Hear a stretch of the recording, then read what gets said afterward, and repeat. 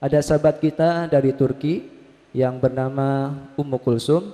Assalamualaikum warahmatullahi wabarakatuh. Assalamualaikum warahmatullahi wabarakatuh. Buya, bagaimana cara terus bersih hati, beramal jauh dari ria, sedekah jauh dari ujub dan ria, karena kadang rasa itu berdesir, setan benar-benar terus menggoda.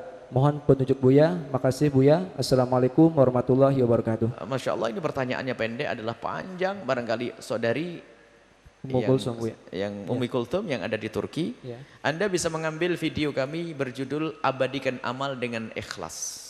Ada CD, Anda bisa ngambil di YouTube, Abadikan Amal dengan Ikhlas, akan tapi ringkasnya akan kami beri jawaban di tempat ini.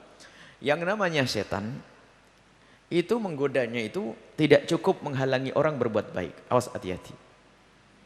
Orang oleh setan dihalangi untuk tidak, jangan sampai kamu berbuat baik. Mau sedekah dilarang, mau sholat dilarang. Akan tapi yang namanya manusia berusaha, dia menuntut ilmu sehingga dia memaksa, aku harus belajar, aku harus sedekah. Terpukul tuh, mundur dia setan. Aduh, sudah aku larang sedekah ternyata masih sedekah. Sudah saya larang sholat masih sholat, mundur. Tapi setelah mundur dia dapat ilmu baru lagi. Biarin dia sedekah terus. Bisik lagi, malah bisik lain. Kalau sedekah jangan sedikit, yang banyak dong, kata setan. Kalau mau sholat yang banyak. Akan tapi setelah banyak setan menusukkan, memasukkan virus. Virus apa itu? Virus ria. Sama ujub, setan bisiki. Kamu ngerasa enggak? Enggak ada orang yang sedekah sebanyak kamu ini. Lihat, yang lain paling 5.000, 10.000, kamu 100.000. Oh iya, setan, siapa dulu orangnya? Ngobrolan sama setan sudah. Asik tuh. Dan itu terus ria. Ria setan apa? Kamu berbuat baik gak ada yang tahu, kata setan itu. Cuman kata orang yang tadi, tapi kalau ngasih tahu sama orang, ria, habis malu. Kata setan, ya jangan ngasih tahu. Ya, yang penting mereka paham aja deh. Oh, tetap gak bisa. Tapi karena setan bisiknya gak pernah berhenti, akhirnya betul. Dijaga itu, sedekah 10 juta kepada orang fakir di tetangganya, dia ingin ikhlas, bahkan sampai pesen-pesen, jangan dikasih tahu sama orang. Pengennya ikhlas, dia ngerti ilmu ikhlas, cuman setan gak diem. Setahun, 2 tahun, 3 tahun ngasih tetangganya bantuan, ikhlas karena Allah. Ikhlas, setahun dijaga, 2 tahun dijaga, 4 tahun dijaga, 5 tahun dijaga, 10 tahun, punya masalah sama tetangganya.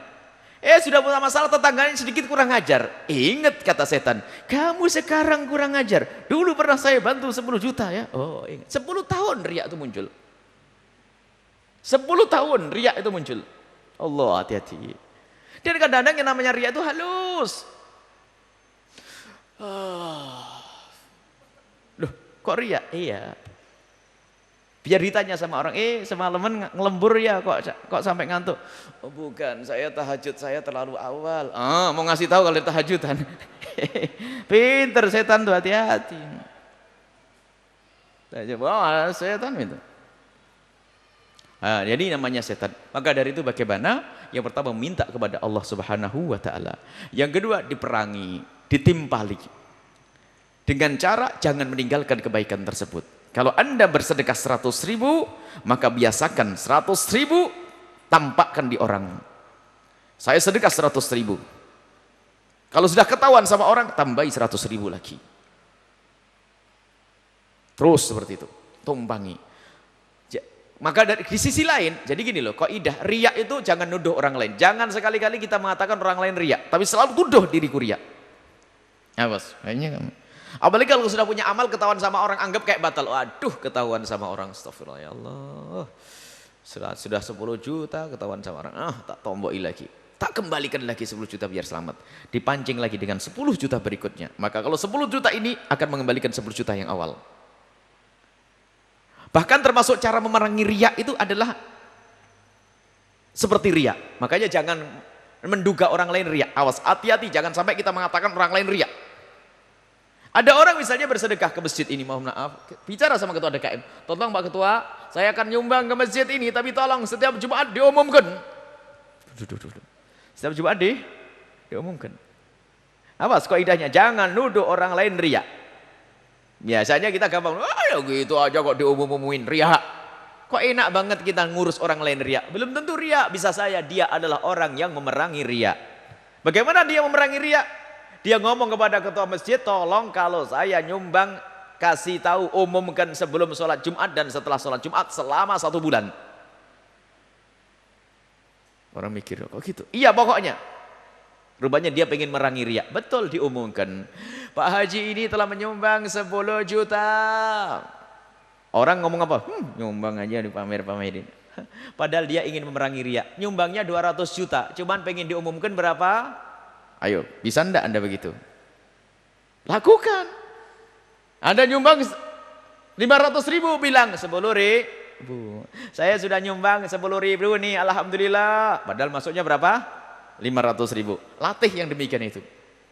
Anda sholat di depan orang boleh. Allahu Akbar. Calon mertua belakang kita. Biarin. Allahu Akbar. Mantuku rajin sholat. Nambah lagi 2 rakaat.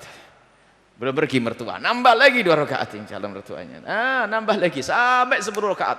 Sampai mertuanya yakin mantuku soleh. Tapi niatnya nggak bener kan? Karena bisa sanjung mertua. Tapi untuk merangi riak, sampai rumah di kamar yang sempit kunci. Ceklek. Tadi aku sholat, kamu sholat, pengen lihat mertua ya.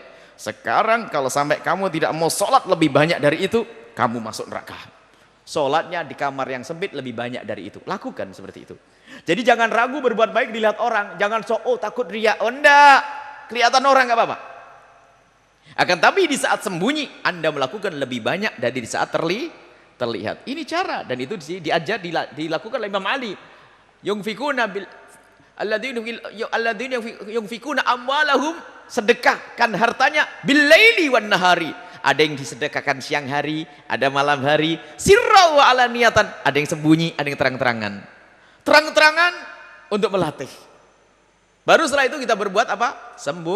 Sembunyi. Ini memerangi. Baik, saudari Umi Kulsum, apa penyakit Anda riya? Kalau Anda urusan sedekah, sedekahlah. Di depan orang nggak apa-apa. Berapa yang Anda sedekahkan?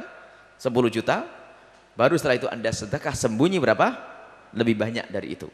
Atau Anda sembunyikan, misalnya Anda menyumbang orang misalnya 50 juta, Anda katakan cuma 10 juta. Itu melatih. Sebab yang dikhawatirkan